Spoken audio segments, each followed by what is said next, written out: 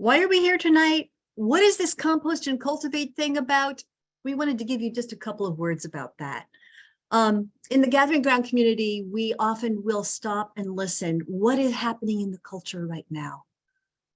What are people's fears and yearnings and hopes? And as we were considering this year, we heard a lot of people acknowledging that old ways are passing away. We're composting them. We're letting go of things that aren't working anymore, sometimes willingly, sometimes by force. And we are also moving into new things that are getting cultivated, but we don't yet know quite what they are. New systems, new forms, new kinds of justice. What do those look like? We're in this time of things rotting and coming apart and forming nutrients for the new world that is whirling into existence, and not a moment too soon. And how are we with all of this?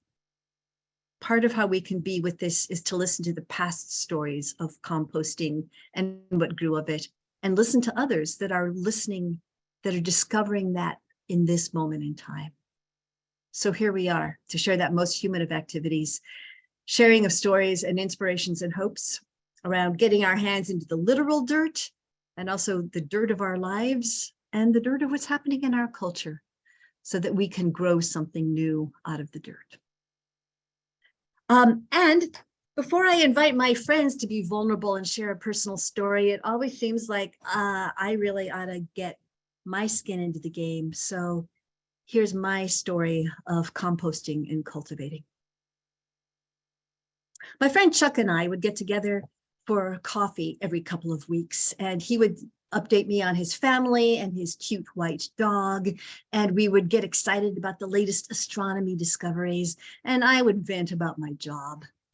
My job at that time required a lot of overtime, and I was concerned about the values of that workplace. It seemed like they weren't treating their employees well, and Chuck helped me realize I was actually kind of mad about that. But we kept having coffee. I moved on to another job, which was better, but I would tell Chuck, venting, that, man, they had these big events that seemed like they were far beyond the staffing capacity, and this huge log of grants that had to be written in a 2-month time period. And I was kind of annoyed about that. Well, we kept having coffee. And 3 years later, I had another job that was so cool. But in the first month of that job, they had this huge event which required I work immense overtime. And Chuck finally said to me, Beth, have you ever wondered what your part of this is? Well, kind of. But Chuck's blunt question and kind heart made me begin to cultivate curiosity about my relationship to work. I gathered some wise guides around me and came to realize that my relationship to work is like a red cabbage, one that is overgrown and harsh and functional and a little bitter. I began to be curious about my part of that kind of a work relationship. So with my guides as help, I began to peel off the rough, inedible outer edges of that cabbage. Like, what if I stopped working before 10 at night? What if I stopped having a glass of wine every time I was working at night because, consolation? What if that person that is so annoying really, truly was doing their best? What if the workplace had to fail in order to learn what it needed to learn? What if it was not my job to hold everything together no matter what, even if I wake up in the morning and I can't speak English correctly, but I can in 10 minutes, so I'm going to go to work anyway instead of the doctor? What if?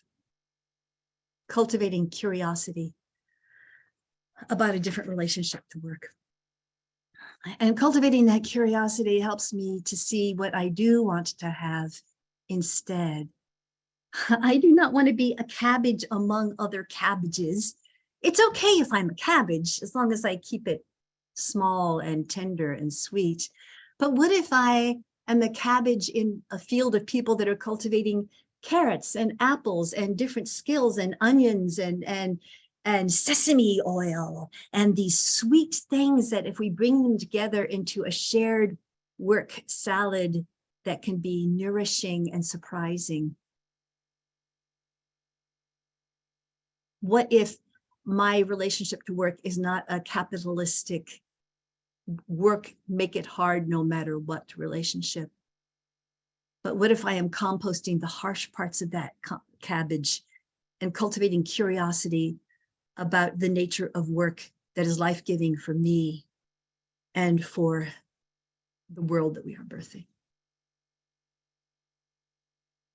That is my composting and cultivating story.